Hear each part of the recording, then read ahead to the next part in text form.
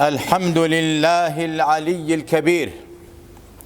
أكرم عبده بالإسراء والمعراج كما أخبر في كتابه المنير، وأشهد أن لا إله إلا الله وحده لا شريك له، وأشهد أن سيدنا وقائدنا وحبيبنا محمدًا عبده ورسوله البشير والنذير، صلى الله وسلم وبارك عليه وعلى آله وأصحابه وأتباعه وأولياء أمته أجمعين إلى يوم الدين. خوشو برای ایماندارم، السلام عليكم ورحمة الله وبركاته. چەند ڕۆژێکی تر ئەڕۆینە خزمەتی شەوی ئیسراء و میعراجی رسول الله، شەوڕەوی پێغەمبەری نازدار صلى الله عليه وسلم لە بەیت الحەرامەوە بۆ بەیت المەقدیسی محتەلی داگیر کراو. چەند ڕۆژێتر ئەو یادە گەورە و مبارەکە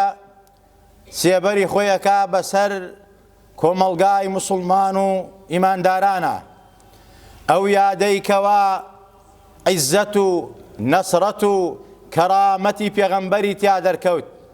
گەورەیی پێغەمبەری تیا دەرکەوت صلی الله عليه وسلم. چەند ساڵێک لە هاتنی پێغەمبەرایەتی ڕەسوولی ئەکرەم صلی الله عليه وسلم حادیسەیەکی گەورە، معجیزەیەکی گەورەی پێغەمبەری خوا صلی الله عليه وسلم بۆ پێغەمبەر و بۆ ئومەتی پێغەمبەر ڕوویە. ئەویش یادی شەوڕەی و ئیسرا و میعراجی پێغەمبەر بوو صلی الله عليه وسلم. دیارە ئەمە لە کتێبی سونە بە تەفسیل و بە درێژی ئاماژەی پێکراوە، بەڵام ئێمە زۆر بە تەفاسیل ئاماژەی پێ ناکەین، هەر کورتەیەک وەکو بیرخستنەوەیەک. فذكر فإن الذكرى تنفع المؤمنين. بیرخستنەوە ئیسفادەی تایە بۆ ڕۆحمان، بۆ دڵمان، بۆ گەنجان و شەباب و نەوەکان و منداڵەکانمان. بۆیە بەڕاستی پێویستە موسڵمان و ئیمانداران ئەو یادانە و ئەو ڕۆژانە هەرگیز لە یاد نەکەن. قورئانیشە فەرمووی وذەکرهم بئەیامی الله، ڕۆژەکانی خوایان وە بیربێننەوە. ئەو ڕۆژانەی بەتایبەت ڕۆژی نەسرەت و عیزەتی موسڵمان و ئیمانداران بوو، ئەو ڕۆژانەی کە ڕۆژی نیعمەت بوو، ئەو ڕۆژانەی کە ڕۆژی ڕزگاری و سەربەرزی بوو. یەکێک لەو ڕۆژانە، یەکێک لەو کات و ساتانە کات و ساتی ئیسرا و میعراجە کە لە 27 مانگی ڕەجەبا ڕوویدا. پێغەمبەری خوا چەند ساڵێک لە ناو مەککە کە خوا کردی بە پێغەمبەر و بانگەوازی پێغەمبەرایەتی ئەکرد، هەوڵی ئەدا ئەو خەڵکە لە شەوەزەنی کوفر و نەفامی و نەزانین ڕزگارکە، نەسیحەت و ئامۆژگاری باش، کاری جوان و گوتاری جوان. بەڵام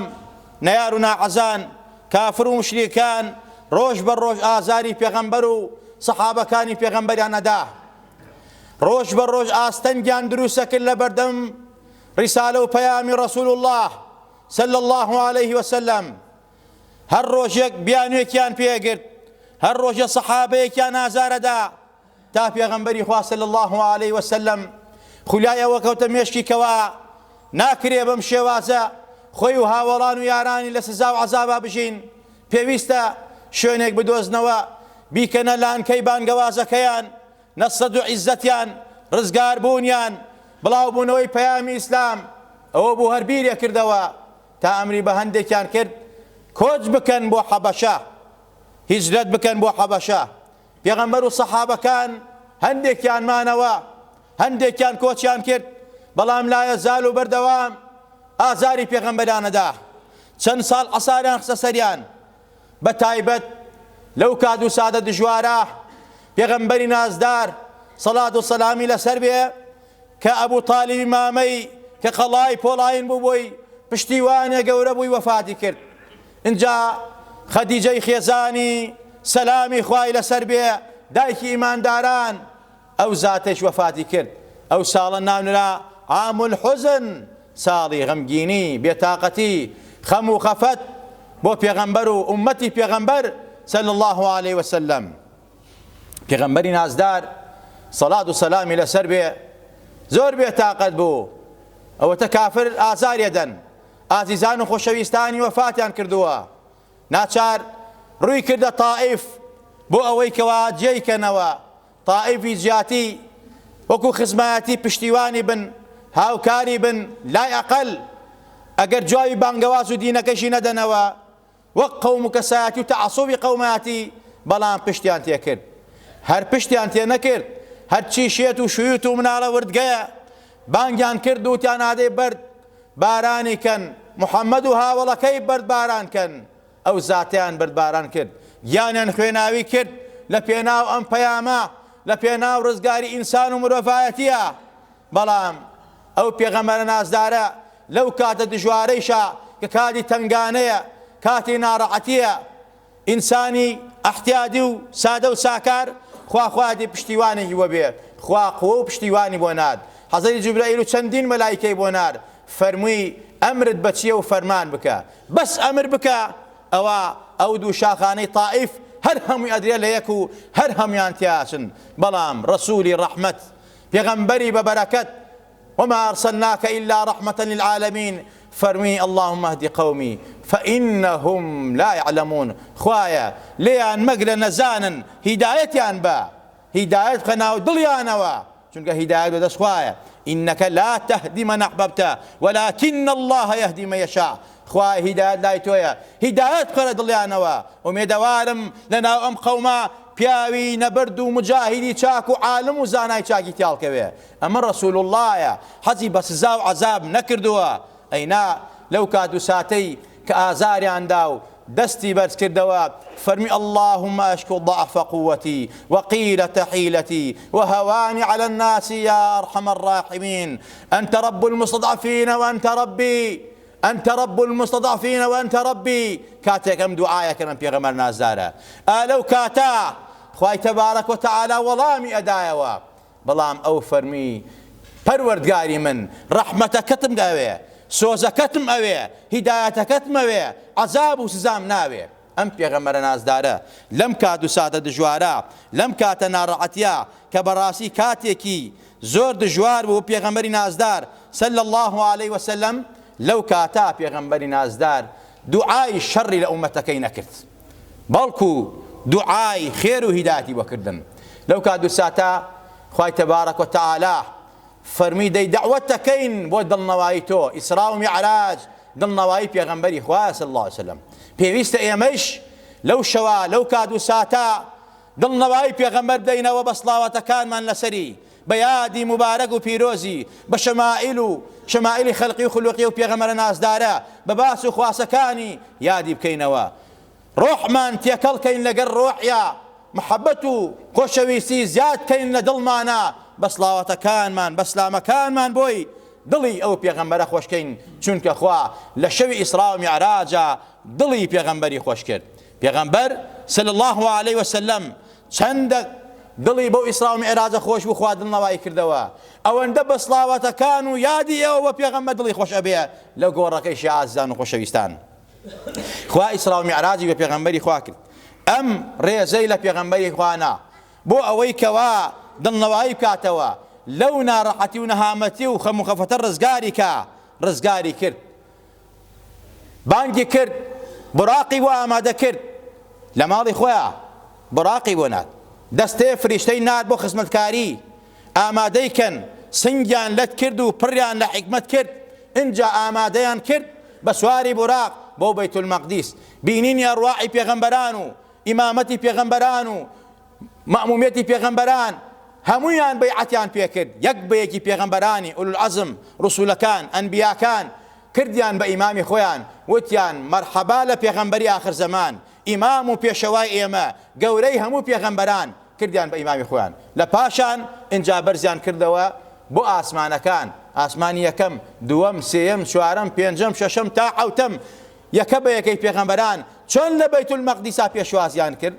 لە ئاسمانەکانیش هەر دەستەیەک لە پێغەمبەران و فریشتەکان مەرحەبایان لێ کرد و پیرۆزبایان لێ کرد و ئەم سەفەرە مبارەکە ئەم مەقامە پیرۆزە ئەم جاه و مەقامە تا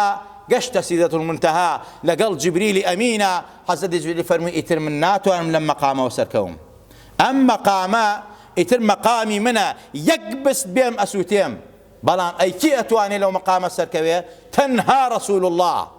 اللهم صل وسلم وزد وبارك عليك يا رسول الله. أما مقامي بيغمبره، أما مقامي رسول الله صلى الله عليه وسلم أشيت حضوري پروردگار تحيات لپروردگارك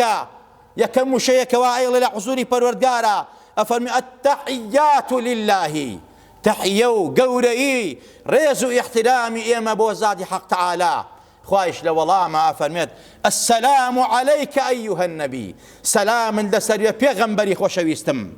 بيغمبر نازاركي أمتكي أي بيغمبر سلام لسر بيه إن جاء فريشتكان قال السلام علينا وعلى عباد الله الصالحين سلام لإيمش سلام لباقي بند كان أو تحياتيك الركنة لأن وجه كان ما من توي خوينين أول إسراء ومعراج ورقيرا وكرا بالركنين وجه كان مان دواي قفتو قويكي زور دواي ريزو احترامك زور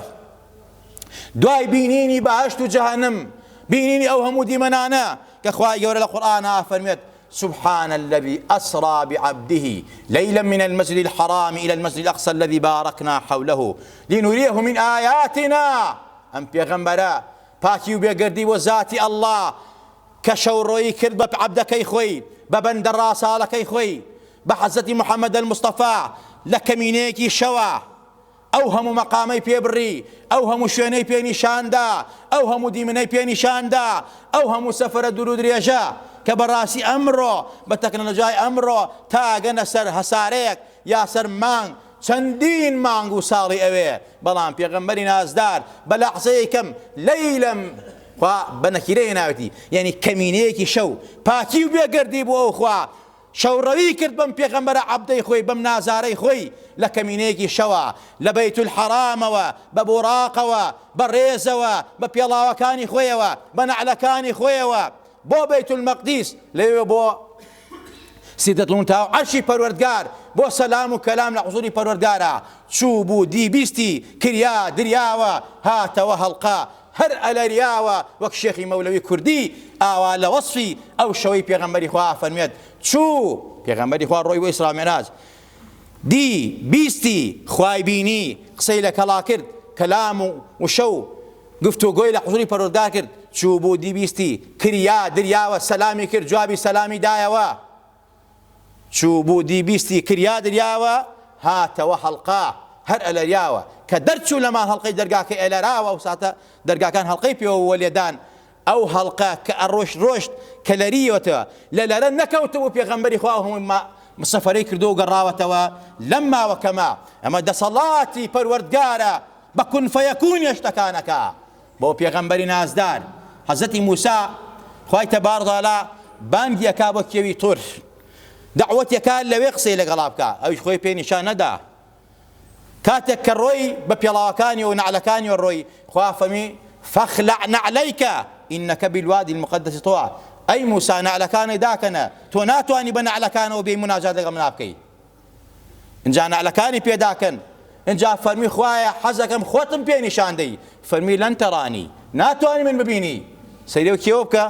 نور و تەجەلیاتی خوا ڕووی کردە کێوە کە سووتاندی فەرمی تۆ بەرگەی ناگری بەڵام ڕەسوول الله بەرگەی بینینی پەروەردگاری کرد بەڵام ڕەسوول الله بە پێڵاوەکانی خۆیەوە خوا پێی نافەرمێ نەعلەکانە داکەنە چونکە خۆشەویستی ڕەب العالەمینە حەزەتی موسا خۆی بە پێی خۆی ئەڕوا بۆ کێوی تور بۆ مناجات بەڵام پێغەمبەر بە مەوکیبێکی مەلایکە و فریشتەکانەوە بە عیزەت و بە نەسەت و بە ڕێزەوە بە بوراقەوە تایبەتی خوا بۆی دروست کرد و ئەینێرێ دعوتیەکە بۆ بینینی خۆی و فریشتەکان و بەهەشت و جەن و ئەرواحی ئەنبیا و ئەولیا ئەمە ڕێزی پێغەمبەری نازدارە صلی الله عليه وسلم ئینجا لە پاشان ئەم پێغەمبەرە ئەگەڕێتەوە سەر زەوی لەو ماوەی کەمیشەوە بۆ بەیانی باسیەکە بۆ قەوم و کەسەکەی بۆ قوڕەیش ئەڵێن پێی پێکەنن ئەڵێن بەڕاستی ئەم پیاوە بە تەواوی عەقڵی لەدەستداوە ئەوسا باسی زەمینیە کرد ئێستا خەبەری ئاسمان باسەکە وتیان وەرە با اختیبار و امتحانێکی تۆ بکەین زۆرێک لە سەحابەکان گومانێک ڕووی تێکردن بۆ حەزرەتی ئەبوبەکریان باس کرد حەزرەتی ئەبوبەکر فەرمی وەڵڵاهی ئەگەر لەوە زیاتر بڵێ من بڕوای پێکەم بۆیە ناونرا بە صدیقی ئومەتی ڕەسوول الله لەو ڕۆژەوە حەزرەتی ئەبوبەکر پێوتێت صدیقی ئومەتی ڕەسوول الله صلی الله عليه وسلم فەرمی لەوە زیاتر بڵێ بڕوای پێکەم اینجا لە پاشان حەزەتی پێغەمبەری خوا صلی الله علیه وسلم اختیباریان کرد، امتحانیان کرد. قوڕیش هاتن بۆی کەوا بیخەن بە درۆوە، بەڵام خوای تەبارەک وتەعالا پشتیوانی پێغەمبەرە صلی الله علیه وسلم. کاتێکەوە بانگیەکەن ئەڵێن باسی بەیت المەقدیسمان بکات، تۆ بەیت المەقدیس نەبینی، ئێمە بینیمانە. پێغەمبەری خوا فەرمی نەک بەیت المەقدیس، کورە هەواڵی کاروانەکەی شامتان پێدەم، هەواڵی ڕێگەتان پێدەم، هەواڵی ونبوونی وشتری کاروانەکانتان پێدەم، هەواڵی ئەوتانە پێدەم کە لەسەر لە بەیانیە پێش خۆرکەوتن فڵانە کاروانێگاتە بەرەوە، فڵانە وشتر لە پێشەوە، فڵانە کەس خاوەنەکەیەتی. بەم شێوازە یەک بە یەکی خەبەرەکانی ڕێگای پێدان، ناوی کاروانەکانی پێوتن، لە فڵانە شوێنە پەکیان کەوتووە، لە فڵانە شوێنە وشتریان لێون بووە، لە فڵانە شوێنە وشتەکان لە خۆی و جبریل سڵەمینەوە ئاوی وشتەکانیان خواردنەوە. پێغەمبەری خوا صلی الله علیه وسلم فەرمی لە فڵانە دقە و سەعاتا پێش خۆرکەوتن فڵانە وشتر خۆیەکە بە ناو مەکە. اینجا ئەمە بەیت المەقدیسە، یەک بە یەک وەسفی پایە و دار و بەردی بەیت المەقدیسی کرد. مسلمانەکان ئیمانیان بەهێز بوو، بەقوت بوون، سەباتیان پیا کرد. بەڵام قوڕەیش جیاتی و ئیمان بێنن زیاتر انحرافیان کرد، لایاندا کوفریان کرد، وتیان سحری محەممەد لە ئەرزا نەما گەشتە ئاسمان. نەعوذ بالله. کەواتە ئیسرا و میعراج شەوڕەوی پێغەمبەری خوا صلی الله علیه وسلم سەباتە، عەقیدەیە، باوەڕە، بەجەستە و بەڕۆح بووە، نەک بە خەو و خەیاڵ بووە، نەک بە خەواریق بووە. پێغەمبەری خوا بەجەستە و بەڕۆح ڕۆشتووە. عەقیدە و بیر و باوەڕی ئەهلی سونە و جەماعەت لەسەر ئەوەیە هەر کەسێ باوەڕی بە ئیسرا و میعراجی پێغەمبەری خوا نەبێ پێی کافرە بێت. بە قورئان ثابت بووە، بە سونەت ثابت بووە، بۆیە بێ ئاگامان لەوە بێ. اینجا پێغەمبەری نازدار سەڵات و سەلامی لەسەر بێ لەم سەفەرە مبارەکە بەڕاستی چەندین ڕووداوی عەجیبی بینی لە بەهەشت و لە جەهەنەم، چەندین مەشهەد و ڕووداوی بینی. بۆ نمونە پێغەمبەری نازدار سەڵات و سەلامی لەسەر بێ لە مەشهەدی یەکەمە کە بینی بەڕاستی کۆمەڵی خەڵ لە ناو جەهەنەمە، لە ناو جەهەنەمە بەڕاستی زۆر ئازاریان دەن، بەڕاستی دەم و چاوی خۆیان ئەڕنن بە شێوازێک کە خۆیان عەیبدارەکەن. فەرمووی بە جوبریل فەرمووی ئەمانە کێن؟ فەرمووی ئەوانە ئەو کەسانن غەیبەتی خەڵکیەکەن، ئەو کەسانن بە زبانیان خەڵکی شڕەکەن. زبان بە ئادەین بە ئارەزوو، زۆربەی ئەهلی جەهەنەم بەهۆی زبانی وێتی. ئاگاتان لە زبانتان بێ، واز زەم و غەیبەت بێنن، ئەوە بوتان زۆر گەورەیە. بوتان زەم و غەیبەت ئەوە تیای شایدی کە تۆ لە پاشمنە باسیەکەی گۆشتی مردارەوەی براکەتە خۆی. ئازیزان و خۆشەویستان، ئەمانە پێغەمبەری خوا فەرمێ بینی من نینۆکی درێژیان پێ بوو، دەم و چاو و سەر و سیما و سنگی خۆیان ئەڕنی. ئەمانە بەڕاستی لە جەهەنەما بوون. غەیبەتکاران ئەوانەی غەیبەتی خەڵکن، قڕ بەسەر ئەوانەی بوتانەکەن، ئیفتیراکەن، بۆ مسلمان و ئیمانداران عەیبداریانەکەن. والله لە دونیاشا خوا عەیبداریانەکە، خوا ڕسوایانەکە، ئیتر قیامەتیشان زۆر خەتەر و خەتەرناکە. مەشهەدی دووەمیان ئەوانەیە کە پێغەمبەری خوا صلی الله علیه وسلم کە بینینی لە ناو جەهەنەمە کۆمەڵانێکەوە لەسەر کە بە بەردی گەورە گەورە سەران پانەکراوە. حەزەتی پێغەمبەری خوا فەرمی بە جبریل من هؤلاء یا جبریل، ئەمانە کێن؟ فەرمی ئەوانە ئەو کەسانن لە ئاستی نوێژە فەرزەکانە بەڕاستی سست و لاواز و بەدبەختن. نوێژ کۆڵەکەی دینە، عیمادی دینە. هەر کەسێ نوێژ نەکا ئیمانی نییە، دینی نییە. خوا فەرمێت فإن تابوا وأقاموا الصلاة وآتوا الزكاة فإخوانهم في الدين فإن تابوا وأقاموا الصلاة وآتوا الزكاة فخلوا سبيلهم. يعني ئەگەر تۆبەیان کرد و گەڕانەوە ئیمانیان هێنا و زەکاتیان دا، ئەوە برای ئێوەن کەواتە گەورەترین عیبادەت لە دوای تەوحید و یەکتاپەرستی پەروەردگار ئەوەیە کەوا ئینسان نوێژەکانی بکە. نوێژ پێغەمبەری خوا فەرمێ سەڵات و سەلامی لەسەر بێ العهد الذي بيننا وبينهم الصلاة فمن تركها فقد كفر. نوێژ هەر کەسێک نەیکا ئەهد و پەیمانێک لەنێوان ئێمە و کافر و جوولەکانە نوێژکردنە، هەر کەسێ نەکا پێی کافرە بێت. بۆیە زۆرێک لە عولەما جمهوری زانایان ئەفەرمون هەر کەسێک بە عەمدی نوێژ نەکا و باوەڕی پێ نەبێ پێی کافرە بێت. بەڵام ئەگەر لە تەمەڵیا بوو ئەوە قوڕ بەسەری فاسق و فاجرە. ئەبێ ئاگامان لەوە بێ ئازانی و خۆشەویستان. نوێژ زۆر ئەساسە. لە ئیسرا و میعراجا موژدەیە گەورە و پێغەمبەری خوا پێی خەڵات کرد. لە پەنجاوە کردی بە 5 بۆمان ئەم 5 پێویستە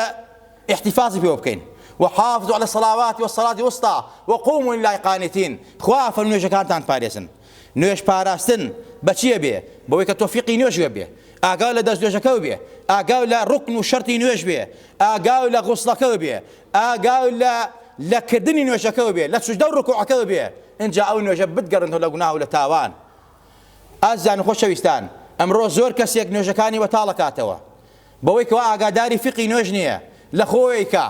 بە تایبەت لەمڕۆدا خەڵکی چەندێک خوێنەوارە ئاگاداری مەسەلەی بەحساوی خۆی شەهادە و پرۆفیسۆری هەیە بەڵام لە بواری نوێژە فقی نوێژە ئاگادار نییە ئامادەی نییە پرسیار بکە واللهی ڕکوعی تەواو نییە سوجدەی تەواو نییە دەست نوێژ و تاراتەکەی تەواو نییە و هەروەها ئامادە نییە پرسیار بکە ئامادە نییە فێر بێ وایە زانتێ کۆمەڵی حەرەکات و سەکەناتە ئاوا بیکەوت نەخێر نوێژ گەورەترین عیبادەتە پێغەمبەرە فەرمیە صلی الله عليه وسلم ئەفەرمێت أول ما يحاسب العبد به يوم القيامة الصلاة يكم شتي لروج قيامتها برسال لبندكان كري يا لا غورا نيوجا لا امتحان نيوجا درشي لهم يا درشت بويا لخوتو بسر غورويا مسح مكة مسح سر غوروي بتالا او خوفه بيغمبري خوا بكاري هناوا نغوروي بيغمبري خوا ويل للعقاب ويل هاوار نقبتي بواني كوا بيان چاك ناشورن پێشۆردن و قاچۆردن بەڕاستی فەرزە و ڕوکنە خوا ئەمری پێ کردووە مەسحی سەر خوفی سونەتی پێغەمبەری خوایە نەک گۆرەوی سەعلەب ئەم گۆرەوی سەعلەبە کە ئەمڕۆ بە بەتاڵی کۆمەڕێک فەسحی لەسەرەکەن مەسحی لەسەرەکەن وەڵڵی ئاگادار نییە بۆ مقیم چەندێکە بۆ مسافر چەندێکە هەر لە خۆی بیستیوێتی وەکو تووتی دووبارەیە کاتەوە مەسحی سەر گۆرەوی سونەتە بابە سونەت نییە سونەت نییە خوف سونەتە خوف ڕوخسەتە نەک ئەو گۆرەوی سەعلەبەی ئێستا اینجا جەمعی نوێژەکان بەهۆی بازار و بەهۆی عیادە و بەهۆی باران و بە کۆمەڵە درۆ دەرەسەوە بەڕاستی ئەمە ڕوخسەتە سونەت نییە اینجا مەرجی تایبەتی خۆی هەیە نوێژتان بەتاڵ مەکەنەوە عیبادەتتان بەتاڵ مەکەنەوە ئاگاتان لە شەرت و ڕوک نوێژ بێ اینجا سوجدە بە پەلەمە بن وەکو مریش دونک بن بە ئەرزا ڕکوعەکەتان باش بێ حتا جەماعات شەرتی جەماعات فەرزی جەماعات زۆر کەس ئاگادار نییە حتا جومعە کابرایە بە جومعە لە وتارە قسەیەکە پێغەمبەری خوا فەرمێت من قال لأخيه اصمت فقد لغى ئەوەی بە براکەی بڵێ بێدەنگ بکە و قسە بکە جومعە هەر تویان بەتاڵە بێتەوە هەر کەسێک گوڵی قالەکان بژمێرێت شەوی ناو مزگەوت بژمێرێ بەڕاستی فقد لغى جومعەکەی بەتاڵە بێتەوە ئاگادار بن بۆ عیبادەتان بەتاڵ مەکەنەوە ئازان و خۆشەویستان یەکێک لەو شتانەی کە پێغەمبەری خوا بینی بەڕاستی ئەمری پێکرا نوێژە و دیمەنی خراپی تاوانبارانی بینی لە ناو جەهەنەما نوێژ نەکەران بوو ئەوانە بوون کەوا نوێژەکەیان لە گوناه نایانگەڕێنێتەوە فەوەیل للموسەلین ئەوانەی کەوا سستن لە نوێژە ئاگاداری شەرت و مەرج ڕکن نین و هەروەها سەحابەکانی پێغەمبەری خوا شتێکیان نەبینیوە لە جگە لە نوێژ ئینسان بەرەو کافری بەرێ نوێژ نەکردن یا سستی لە نوێژە ئینسان فاسق و فاجرەکە زۆر خەتەرە ئاگامان لە نوێژەکانمان بێ یەکێک لەو دیمەنانە کە پێغەمبەری خوا بینی بخۆری ڕیبا سوو کە ئەمڕۆ زۆر سادە و ساکار بۆ لای ئێمە خەڵکی فێری سوو خواردن بووە خەڵکی فێری سوو وەرگرتن بووە گوێی پێ نادا مبالاتی پێ ناکا ئەمە حربە لەگەڵ خوا شەڕە لەگەڵ خوا مای سوئی خاتیمەیە خوا فەرمێت فأذنوا بحرب من الله ورسوله أو يسوع خوا بإعلان شر لقى خوا في خمري خوابك بويا ابن حجر فرمد دوشت ما يسوع خاتمه يا كم يان دجاياتي أولياء وبياو كانوا دوستان خوا دو هم يان سو خواردن وربا خواردن قرب سرتان أوان يسوع أخوان في غمبري خوا فرمد كردني سيزينا لقال دايجي خوتا ومحرمي خوتا باشتر لخواردني درهم الربا شون جابي خوادنوا ربا درو ربا خوركان ئەو دەسەڵاتەی کەوا خەڵکی فێری ڕیبا خواردنەکە ئاگاتان لە ڕیبا خواردن بێ تاوانێکی زۆر گەورەیە پێغەمبەری خوا لە ئاخر زەمانە ڕیبا خواردن زۆرە بێ خەڵک مبتەلای پێ ناکە بە ناوی جۆرا و جۆرەوە بە غەیری سوو ناوی ئەبەن وەک ئەمڕۆ ئەمە بەڕاستی حەقی چییە و ئەمە ناوی ئەنێن چی و ئەمە هەزار و یەک ناوی درۆ دەرەسەیان ناوە لە ڕیبا ڕیبایشە عینی تاس و عینی حمامە وەک کوردەواری خۆمان ئەڵێن ئازان و خۆشەویستان بۆیە ڕیباخۆر پێغەمبەری خوا بینینی لە ناو جەهەنەما لە ناو گۆماوی خوێنابوون بەردی گەورە گەورە ناو دەمیان نابوو فەرمی ئامانەکیان جبریل فەرمووی ئەمانە ڕیباخۆرەکانن سوخۆرەکانی ئومەتی تۆن هەی ڕەسوولی ئەکرەم سەڵات و سەلام لەسەر بێ چەند دیمەنێتری بینا بۆ جمعەکانی تری ئینشاءڵڵا ئاماژەی پێکەین وەکو تەسکیرە و بیرخستنەوە بۆ خۆمان و تەواوی ئوممەتی ڕەسوول الله. خوایە لێمان خۆش بە، خوایە عاقبەتمان و خێرگەڕە، خوایە لە گوناه و تاوانمان خۆش بە، خوایە لە ڕیبا خواردن لە سووق خواردن لاماندا، خوایە تێمان گەێنە لە نوێژەکان لە عیبادەت، یا ڕەبی خوایە بەڕێک و پێکی بکەین، خوایە لێمان وەرگرە بە لوتف و کەرەمی خۆت، تۆ عیبادەتەکان وەرەگری، تۆ خوایەکی بەڕەحمی، ئێمە عەبدێکی زەعیف و لاوازین لە دەرگای تۆدا، داوای لێخۆشبوونەکەین، داوای زانیاریەکەین، داوای عیلمەکەین، داوای تەوفیقەکەین، یا ڕەبی خوایە گیان لە غەیبەت و درۆ و بوهتان پارێزراومان کەی، مجتەمەعمان پاکەیتەوە، دڵمان پاکەیتەوە لە ئاستی یەکتریا، خوایە موسڵمانی تەواو بین، خوایە بار نەبین بەسەر ئیسلامەوە، خوایە موسڵمان بین خەڵک چاومان لێ بکە، نەک بەڕاستی خەڵک بەهۆی ئێمەوە لە ئیسلام دوورکەوێتەوە، خوایە عاقبەتمان و خێرگەڕە، لە گوناهی خۆمان و باوکو دایکمان خۆش بە، ئیسلاحی حاڵی خۆمان و خانەوادە و ماڵ و منداڵەکانمان بکە، خوایە ئەوەی داوای دوعای خەیری لە ئێمە کردووە، ئەگەر منداڵی نییە منداڵ ساڵحی بەرێ، هەیەی ساڵ نییە خوایە بۆی ساڵەکە، نەخۆشە خوایە شیفای بە، خوایە فەقیرە هەژارە نەدارە قەرزارە خوایە دەوڵەمەندیکە، بە ئیمان و سیحەت و عافیەتەوە، خوایە لێت ئەپارڕێینەوە ئەوەی کرێچیە ڕزگاریکە، خوایە ئەوەی دەوڵەمەنە، یا ڕەبی خوایە دڵی نەرم کە بەرامبەر بە فەقیر و ژارەکان، بەرامبەر بە خەڵکی کۆمەڵگاکەی خۆی، خوایە ئێمەش ئەوان لە حرام و لە تاوان و لە غیبەت پارێزراوکەین، خوایە بە ئیمانەوە بمانژێنە،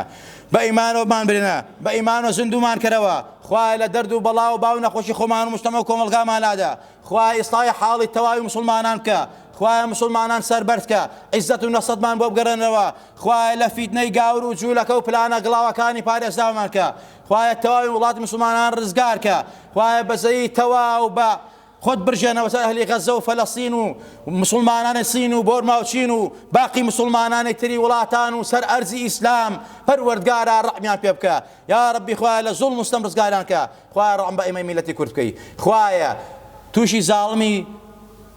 گەورەمان نەکەی، خوایە ئەو زاڵمانەی کەوا لەمەوە پێش ئەنفالیان کردین، کیمیا بارانیان کردین، قەتڵ و عامیان کردین، و ئەو زاڵمانەی تری کەوا بەردەوامن لە زوڵم و ستەم لێمان، ئەو زاڵمانەی نانمان ئەبرن، قوتمان ئەبرن، وڵاتمان سوتماکەن، وڵاتمان ئەفرۆشن، خوایە لەوانەش قبوڵ نەکەی، خوایە هەر کەسێ دۆستمانە، دۆستی دینمانە، دۆستی ئەخلاق و خاک وڵات و نیشتیمانە، خوایە بەرقەراری کەی، هەر کەسێ دوژمنی میلەتمانە، دژمنی دینمانە، دژمنی خاک وڵات و نیشتیمانمانە، خوایە ئەگەر شیاوی دایەتە خوای دایدی، ئەگەر شیاوی دایەت نە خوایە تەفروت ناکەی، خوایە ئەو دراوسیانەی ئێمە کە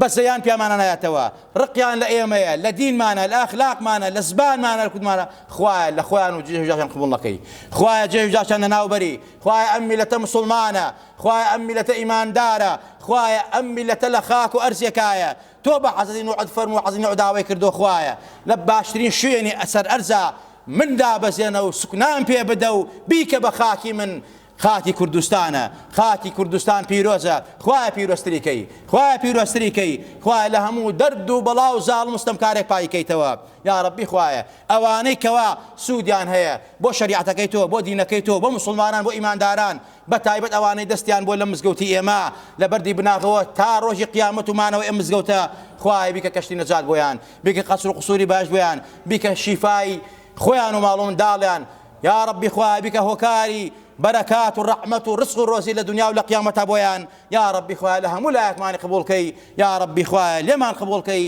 یا ڕەبی خوایە لە دەپاڕێنەوە دوعاکانمان لێ وەرگرە، ئامین ئامین یا ئەرحەم الراحیمین.